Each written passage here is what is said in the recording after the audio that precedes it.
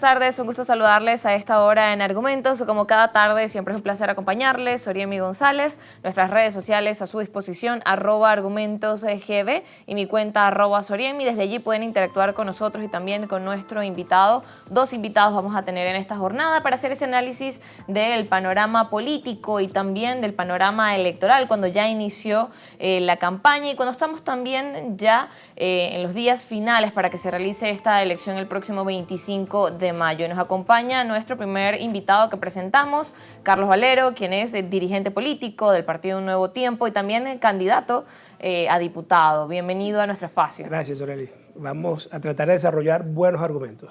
Así es, como es este programa, argumentos y qué tan necesarios son escucharlos en este momento en la dinámica en la que está nuestro país y sobre todo en la dinámica en la que se desarrollan estas elecciones, donde en medio de llamados a sí participar, a no participar, a la abstención, en medio de llamados también a los diferentes candidatos que están hoy participando también. Se espera que puedan argumentar, por ejemplo, desde un Nuevo Tiempo, cuando también hubo dinámicas complejas y llamados también de controversia hacia esa decisión de participar en estas elecciones. Mira, nosotros creemos que uno no debería estar cambiando de estrategia cada 6 meses. El 28 de julio nosotros decidimos participar, hubo un proceso de negociación que permitió que Edmundo González fuese candidato. Todo el mundo sabe lo que ocurrió el 28 de julio. Y, sin embargo, para nosotros, desde un Nuevo Tiempo, la participación electoral y la convocatoria al pueblo en estas elecciones tiene un argumento fundamental, y es el siguiente. El número uno, si tú sientes que tienes una mayoría política en el país, tú no puedes silenciar esa mayoría. Número dos, el voto es un derecho, es una herramienta de los que creen que las cosas deben ser distintas, y tú no puedes cercenar una herramienta democrática. En tercer lugar, nosotros creemos que la participación electoral contribuye a que nosotros podamos ir configurando un escenario en el cual el país consiga sus soluciones de acuerdo a la convivencia y de acuerdo a, más que la convivencia, de acuerdo al diálogo entre opuestos, entre diferentes. Y ese espacio de diálogo por naturaleza, de negociación, de debate político es la Asamblea Nacional. Y para nosotros no estar en la Asamblea Nacional sería un grave error. Ya la oposición democrática ha caído en llamados a la abstención en el pasado que no funcionaron. En el 2005 hubo un llamado a la abstención. Después nosotros con Manuel Rosales tuvimos que reinsertar al país nuevamente en el camino del voto y lo logramos. Se presentó una reforma constitucional en aquel momento presentada por Hugo Chávez y nosotros logramos que esa reforma no pasara por la vía del voto. Y los grandes éxitos que ha tenido la alternativa democrática o la oposición democrática han sido electorales. En consecuencia, no vemos argumentos para no participar. Por supuesto, entendemos y respetamos a aquellas personas que están dolidas porque sienten que su expresión no ha logrado concretar el cambio político. Pero ahí a mí me encanta citar una frase del Libertador, y es que Dios premia el esfuerzo y la constancia. Nosotros tenemos que perseverar en una ruta política, electoral, constitucional, que nos permita abrirle a este país un cambio y que nos permita construir una mejor Venezuela que evidentemente hoy no la tenemos.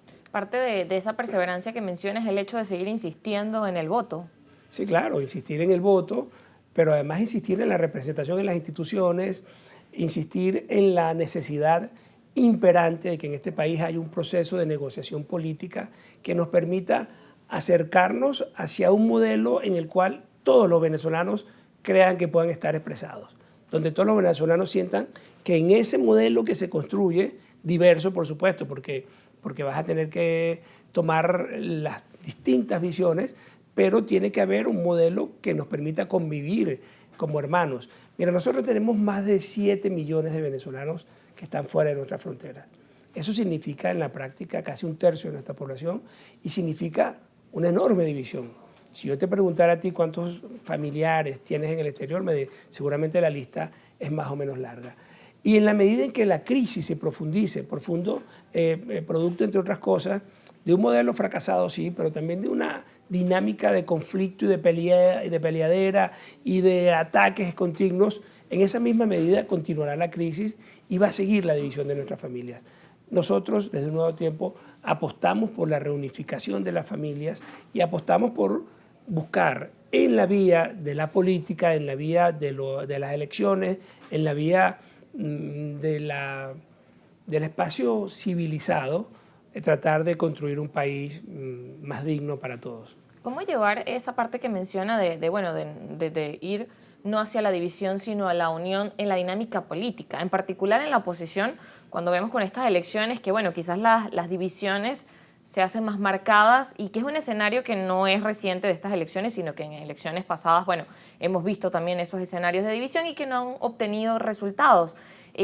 ¿Cómo hacer ese análisis y decir, bueno, cómo está realmente la oposición ahora? Y en este caso, por ejemplo, bueno, de Un Nuevo Tiempo, que estaba siendo parte de la plataforma unitaria y ahora ya no. No, sigue siendo parte de la plataforma unitaria. Ajá, ¿cómo mira, aplica en la plataforma unitaria hay distintas visiones. Hay unos que creen que no se debe participar y otros que creemos que debemos participar.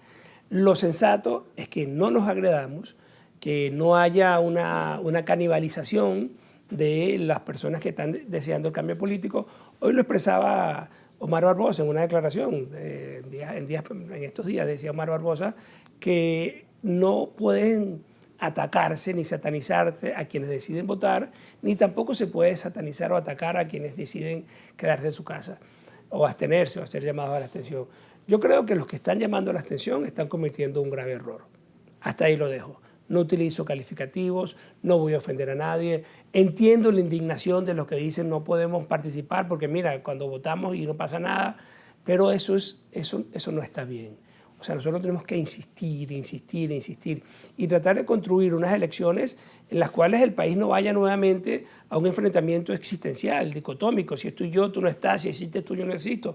Porque en esa misma medida, por supuesto, las elecciones no van a ser un elemento que logre superar la crisis, sino que van a profundizar la crisis y la división entre los venezolanos. No es fácil, pero lo que sí estoy completamente convencido es que el llamado a la abstención no va a mover ningún tipo de situación, no va a hacer que haya ningún cambio en la situación política actual.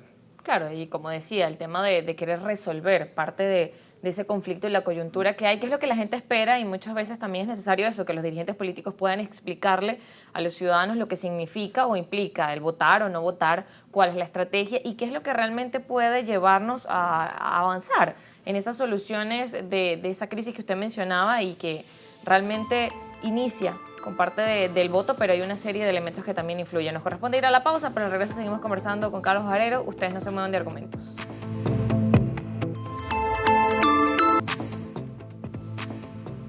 Seguimos en Argumentos conversando con Carlos Valero de Un Nuevo Tiempo, también el candidato a diputado, y en este escenario donde hablábamos acerca de la oposición, por otro lado también de cómo es importante avanzar hacia la unidad en este escenario de controversia, y lo decía al inicio, donde bueno, quienes deciden ahora también participar en las elecciones se les han dado diferentes calificativos.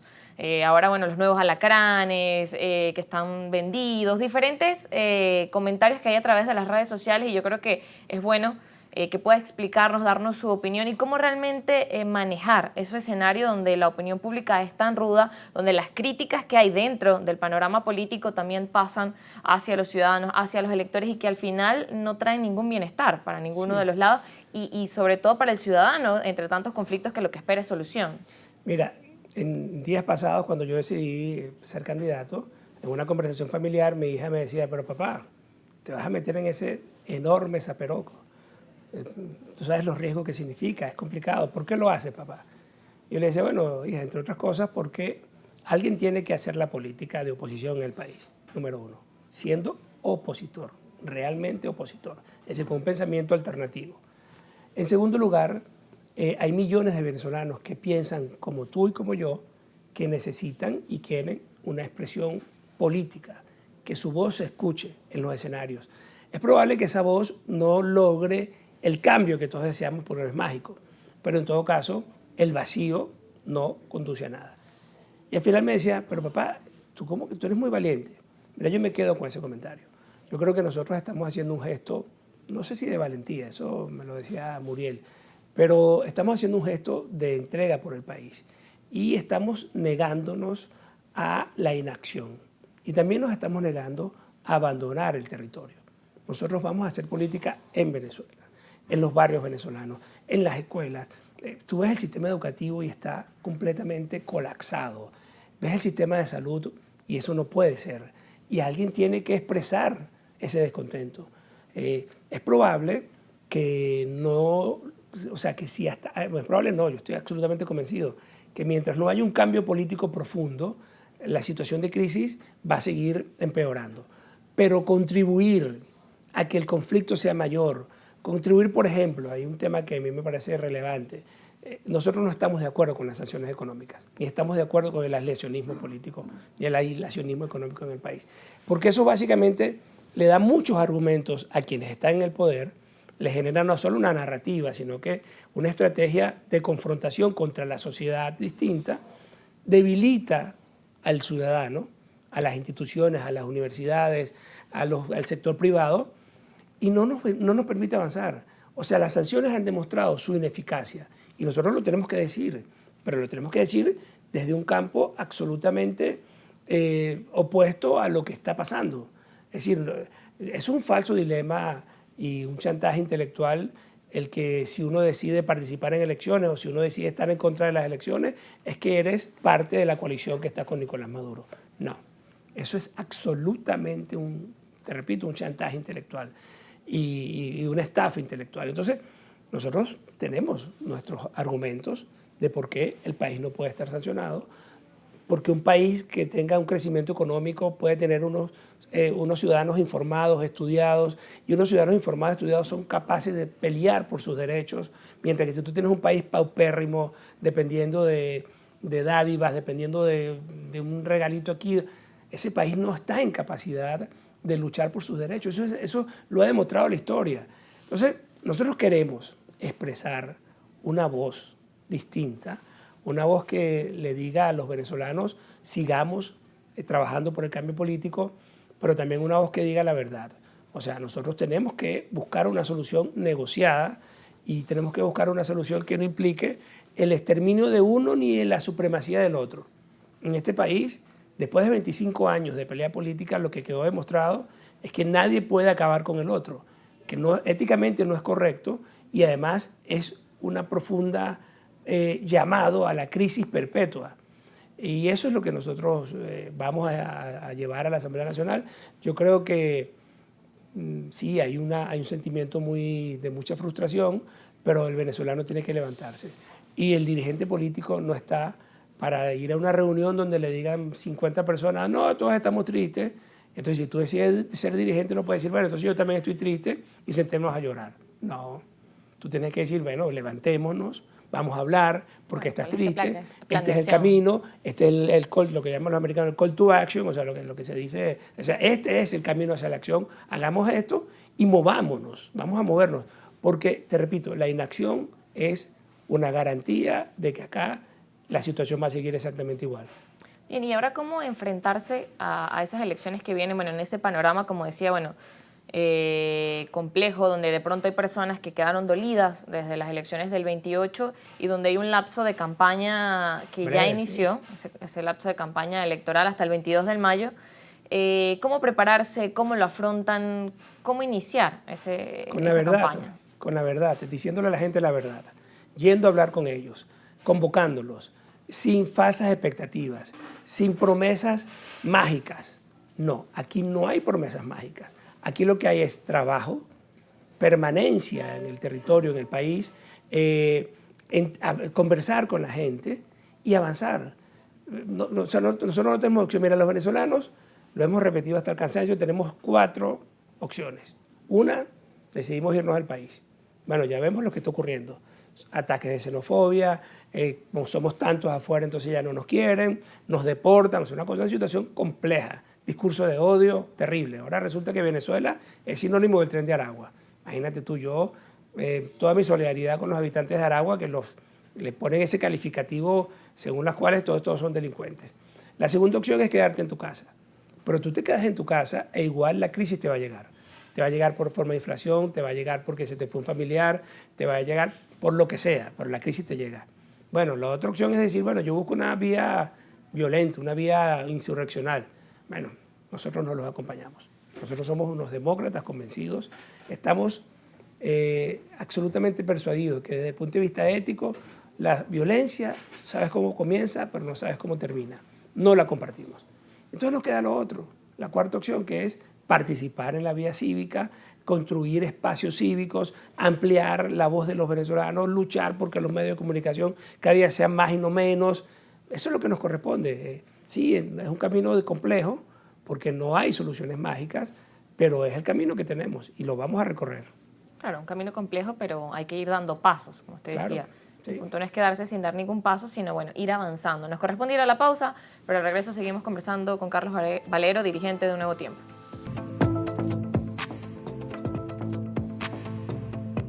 Bien, gracias por seguir en sintonía de Argumentos, conversando con Carlos Valero, dirigente del partido Un Nuevo Tiempo, hablando de este panorama electoral de las elecciones, que bueno, que ya están cerca, que arranca pues ya ese proceso de campaña electoral hasta el 22 de mayo. Y también me gustaría que me hablara de esta alianza que tienen, o por ejemplo, bueno, está de Un Nuevo Tiempo, pero también con Unión y Cambio, quienes forman parte, y cómo se da quizás esa apertura para que todos los que quieran decidir continuar en esta ruta, que no son solo las elecciones del 25, sino las que vienen, y si más adelante se abre también el proceso, por ejemplo, de una reforma y eso se lleva a consulta, también implicaría un proceso electoral. Hábleme de esas miras que tienen y cómo están viendo que va a transcurrir el año electoral, no solamente con la mira puesta en este 25. Sí, nosotros tratamos de construir la coalición más grande que pudimos. Solo tenemos dos tarjetas, la de Un Nuevo Tiempo y la de Unidad de Cambio, pero sin embargo ahí están incluidos muchos candidatos que son independientes. Por ejemplo, bueno, la lista nacional la lidera Enrique Capriles, que fue 2 veces candidato presidencial. Ahí está Luis Emilio Rondón, un político muy importante de nuestro partido, Henry Falcón, Stalin González, Tomás Guanipas, Luis Florido, en fin, es una lista nacional bastante amplia. Por Caracas, Jesús Torrealba dirige, es el cabeza número 1 de la lista. Tenemos a Cusano por el circuito de Caracas en el norte, que fue presidente de Fede Cámaras. Y en general hemos ido construyendo una alianza con lo que se ha podido. Mucha gente tenía temores, bueno, en fin, mucha gente se inhibió, pero mucha más gente decidió participar. Y construimos la alianza que pudimos. Después estamos además entendiendo que esto es un primer tiempo, porque después vienen las elecciones de alcaldes y concejales, que para la gente son muy importantes porque, bueno, termina siendo su espacio vital más cercano, ¿no? Y efectivamente tú mencionaste la reforma constitucional. Para nosotros sería muy grave, imagínate tú este escenario, que decidiéramos todos no participar en estas elecciones de la Asamblea Nacional y que en julio del año 26 se esté discutiendo una reforma constitucional en donde no haya ninguna expresión de disidencia, donde estos señores decidan hacer la constitución que quieren. Lo intentaron reformarla por allá por el 2006, 2007, no recuerdo cuándo fue la reforma, creo que fue 2007, bueno, por allá. No recuerdo tampoco la fecha 2006, exacta. 2007, pero bueno, nosotros hicimos una enorme campaña y logramos en ese momento preservar la Constitución que Chávez había propuesto en el año 99 y la aprobó, que después él quiso cambiar y nosotros decidimos que no estábamos de acuerdo con los cambios que proponían porque prefiguraba un modelo más autoritario y resulta que esa es la constitución más democrática del mundo. Fue votada por el gobierno y después fue refrendada por la oposición. No sabemos qué quieren hacer ahora con la nueva constitución. Si quieren hablar de un Estado comunal, no sabemos qué significa el Estado comunal, en dónde quedan las alcaldías como poderes cercanos, dónde quedan los concejales, en dónde quedan...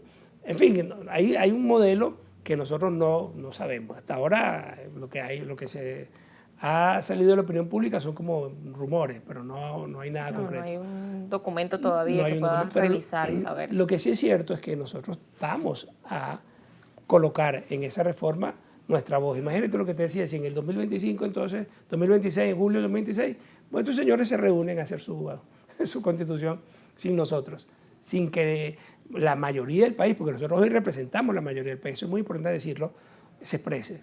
Por supuesto, esa es una constitución que puede ser impuesta por la fuerza, pero que no va a resolver los problemas del país. No digo que va a ser una constitución aérea, pero sí va a ser una constitución ineficaz, porque la constitución, de forma normativa, de forma o sea, lo que indica la literatura de lo que debe ser una constitución es un pacto social suscrito por todos que refleje los intereses comunes de la mayoría de los venezolanos o de las sociedades en donde se apliquen y que la gente la acepte como su norma madre. Entonces, para una constitución que es impuesta a una parte del país no es aceptada por todos. Eso hay que evitarlo. Y bueno, nosotros creemos que la forma de evitarlo es precisamente construyendo una alianza social importante, pero también, hay que decirlo, hablando con los señores que la están proponiendo. Decirle, ¿por qué tú quieres proponer algo que parezca a Corea del Norte o a Nicaragua? O sea, ¿qué ganamos con eso? ¿Qué hace? ¿Eso hace al país mejor o lo hace peor? Bueno, mucha gente piensa que ahí no hay nada que hacer, que ya ellos tomaron su decisión. Nosotros preferimos pensar que la política no es la suma de 2 más 2 es 4. La política es una relación muy dinámica y en donde de pronto nosotros podemos llegar a unos mínimos comunes civilizatorios sobre ese aspecto y sobre otros aspectos. El modelo económico, el modelo educativo, cómo hacemos para que nuestros hijos regresen. Tantas áreas que necesitan realmente atención. Claro, sin hablar de cosas tan básicas como el agua o la electricidad, que digamos que eso es un tema casi que de ingenieros. Hay que colocar un tubo, pero hay otros temas que son más complejos. El modelo educativo, cómo hacemos nosotros para insertarnos en este mundo de la inteligencia artificial, de la robótica, de la nanotecnología, en fin. O sea, el mundo va avanzando y yo siento que nosotros los venezolanos, por este eterno... Claro, seguimos estancados en unos conflictos. Seguimos, sí, en unos conflictos que, bueno, yo tengo oponiéndome a este modelo 24, 25 años. Y ya yo tengo 56 años, imagínate tú. O sea, desde que recuerdo estoy discutiendo con estos señores. Por eso nadie me va a decir traidor, porque todo el mundo sabe quién es quién. Y nosotros estuvimos en la Asamblea del 2015 y subimos lo que pasó y cuando hubo agresiones, hubo intentos de cosas y bueno, y seguimos siendo los mismos, con unos principios. Pero eso sí, tenemos argumentos para decir que el conflicto y que esta dinámica no va a sacar al país de la crisis. Y eso es lo que hay que cambiar. Claro, y creo que eso es lo más importante, sobre todo, poder escuchar esos argumentos y saber cómo está el panorama, que la gente pueda, bueno, sentarse y decir, ok, este es el criterio, y a partir de allí tomar sus decisiones, ¿no? Porque hoy en día, bueno, vemos que quizás la mayoría se mueve como por emociones y no tanto como por el criterio de sentarme y escuchar qué me está diciendo cada actor político. Sí, sí. Bueno, en política las emociones son imposibles de sustituir, así como las relaciones de pareja son insustituibles, pero emociones sin argumentos y emociones que conduzcan a una crisis de expectativa y frustraciones no sirven. Son emociones tóxicas. No sirven en lo personal, no sirven en lo colectivo, no sirven en lo político. Entonces nosotros tenemos que construir sobre la base de emociones argumentos que nos permitan ir avanzando hacia un país más digno, ¿no? Y como decía también, hablando con el tema de la realidad, porque muchas veces se hablan de expectativas o de una visión o de soluciones mágicas, como lo mencionaba, y al final es que hay que mirar cuál es la realidad de nuestro país y también mirar hacia atrás, bueno, cuáles son los errores que se han cometido, cómo ha sido la dinámica en años anteriores y, por ejemplo, ahora que hay elecciones, cuando, bueno, las personas dicen, bueno, ¿cómo vamos a ir a estas elecciones después de lo del 28? Pero sigue siendo el mismo escenario, sigue siendo el mismo Consejo Nacional Electoral para este proceso electoral. Situación.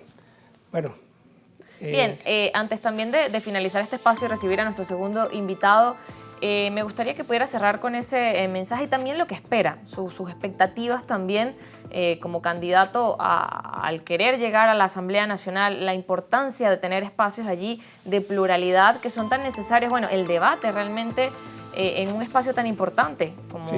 como No, lo básicamente sin muchas expectativas. Nosotros queremos representar la voz de millones de venezolanos que tienen una expresión distinta de los que están en el poder.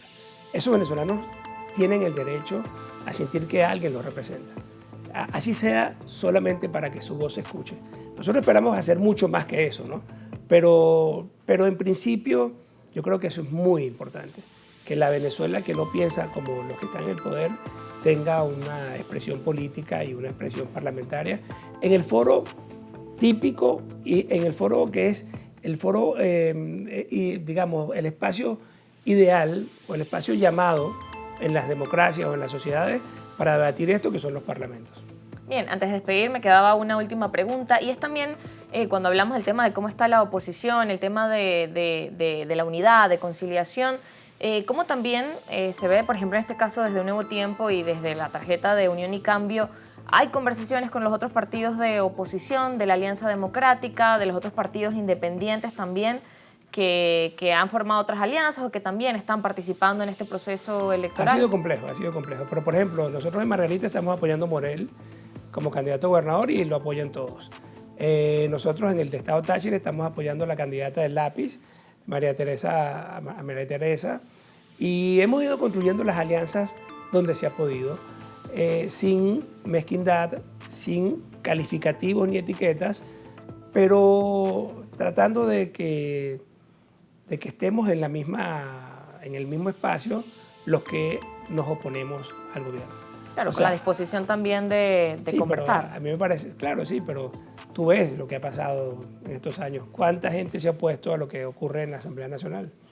¿Cuánta gente aplaude los chistes malos de Jorge Rodríguez como que si fuese una cosa del otro mundo? Es decir, digamos, el país sabe qué hace cada quien y nosotros tratamos de mantenernos unidos, los que pensamos más o menos igual. Claro, en aquel lugar hay personas muy respetables. Yo respeto mucho, por ejemplo, al profesor Ricardo Ríos, un matemático, a Bruno Gallo, respeto sus posiciones, converso con ellos permanentemente, pero hay otros compañeros que uno no sabe si son más amigos de Jorge Rodríguez que de la oposición. Bien, gracias por acompañarnos, Carlos Valero, dirigente de Un Nuevo Tiempo, y quien es también el candidato a la Asamblea Nacional por el Estado Lara, ¿cierto? Por el Estado Lara, sí. Bien, gracias por acompañarnos en Argumentos.